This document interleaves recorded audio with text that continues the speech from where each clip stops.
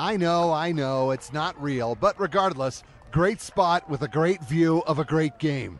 Number 3, Worland at number 1, Buffalo. First half, Worland wearing the black, Bryce Overcast with the initial shot, Chris Moe with some redirection, and the opposition would accidentally knock the ball into their own net.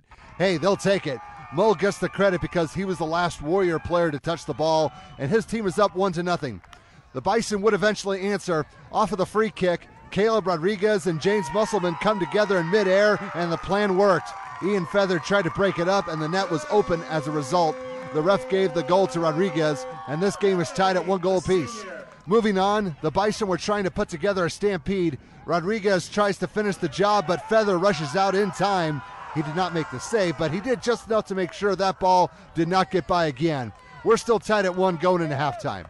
Second half, things went back and forth. Jacob McGarvin's going to give it a try for the visitors, and Neil Metters had to dive to swat that shot out of bounds. Both goalies had their work cut out for them in this game. On the other end, we got quite the traffic jam forming in the box. Feather's not going to take any chances, and he'll corral that ball before any more damage could be done.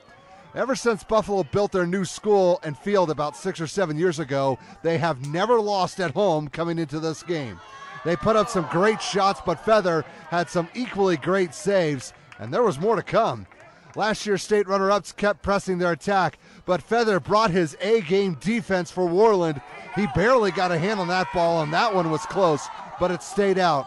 Nothing doing in the second 40 minutes, so this game is heading into overtime. At least we think it's heading into overtime. It would be nice if the scoreboard and clock was working. In the extra time, the boys in black had something going. Overcast finds an open passing lane.